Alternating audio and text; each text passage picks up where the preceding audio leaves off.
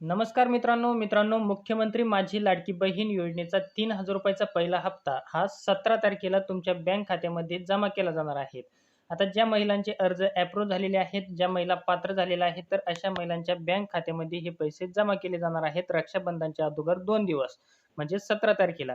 परंतु मित्रांनो, तुमचा अर्ज जरी अप्रूव्ह झालेला असेल, तुम्ही पात्र जरी झालेला असेल, तर तुम्ही जर हे 3 कामं केले तरच तुमच्या बँक खात्यामध्ये हे पैसे जमा होणार आहेत. अन्यथा तुमच्या बँक खात्यामध्ये एकही रुपया जमा केला जाणार नाही.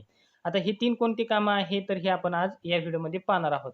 तर सगळ्यात प्रथम मित्रांनो, तुम्हाला तुमचं बँक अकाउंट हे चेक करायचं आहे.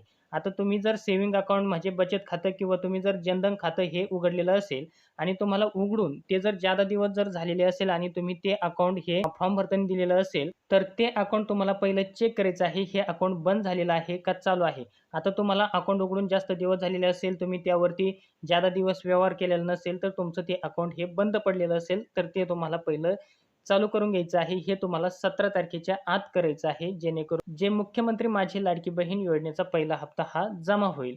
आणि त्यानंतर दुसरं काम आहे मित्रांनो, तुमचं म्हणजे ते बँक अकाउंट आधार कार्डला लिंक आहे का नाही हे चेक करायचं आहे.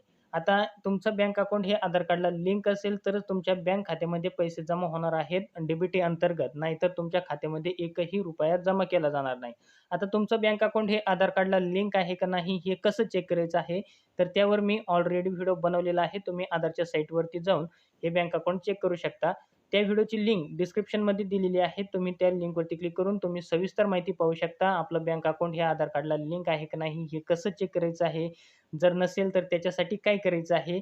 तर त्याच्यासाठी मित्रांनो तुम्हाला काय करायचं आहे, तुमच्या बँकेमध्ये जायचं आहे. बँकेमध्ये गेल्यानंतर तिथं जे बँक कर्मचारी असतील तर त्यांना सांगून तुमचं बँक अकाउंट हे आधार कार्डला लिंक करून घ्यायचं आहे. आणि ज्यांचं बँक अकाउंट हे आधार कार्डला लिंक आहे, तर त्यांना काही प्रॉब्लेम नाही. त्यानंतर तुम्हाला तिसरं काम करायचं आहे. तुमचं बँक अकाउंट हे जर आधार कार्डला लिंक असेल, परंतु कोणतं बँक अकाउंट हे आधार कार्डला लिंक आहे? जे बँक अकाउंट तुम्ही फॉर्म भरताना दिलेलं आहे, तर तेच बँक अकाउंट हे आधार कार्डला लिंक आहे का दुसरंच आहे, हे तुम्हाला पहिलं चेक करायचं आहे. आता हे सुद्धा चेक करण्यासाठी तुम्ही तोच व्हिडिओ बघू शकता. त्याची लिंक व्हिडिओच्या डिस्क्रिप्शनमध्ये दिलेली आहे.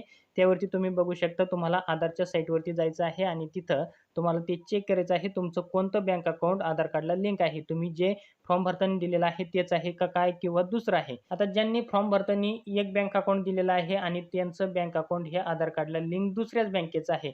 जर तुमचा प्रॉब्लेम असेल तर तुम्हाला काही घाबरायचं कारण नाही. कारण मित्रांनो, तुम्ही जरी बँक अकाउंट एक दिलेलं असेल फॉर्म भरताना आणि तुमचं बँक अकाउंट हे आधार कार्डला दुसरं लिंक असेल, तर त्याच बँक अकाउंटमध्ये पैसे जाणार आहेत, जे बँक अकाउंट आधार कार्डला लिंक आहे. तुम्ही जरी फॉर्म भरताना हे बँक अकाउंट दिलेलं असेल दुसऱ्या बँकेचं, तरी तुम्हाला तुमचं बँक अकाउंट जे आधार कार्डला लिंक आहे, तर त्याच बँक खात्यामध्ये तुमचे पैसे जाणार आहेत. तर त्यांना घाबरायचं कारण नाही. फक्त तुम्हाला हेच चेक करायचं आहे, तुमचं बँक अकाउंट हे कोणत्या बँकेला लिंक आहे. कारण तुम्ही जे फॉर्म भरण्यासाठी बँक अकाउंट दिलेलं आहे, तर तुम्ही तेच चेक करत बसताल, याच्यात पैसे का आले नाही? म्हणून तुम्हाला तुमचं बँक अकाउंट हे चेक करायचं आहे. आणि तुमचं जे बँक अकाउंट आधार कार्डला लिंक असेल, तर त्या बँकेमध्ये तुम्हाला हे पैसे मुख्यमंत्री माझी लाडकी बहीण योजनेचे 3,000 रुपयेचा जो पहिला हप्ता आहे, तर हा जमा केला जाणार आहे.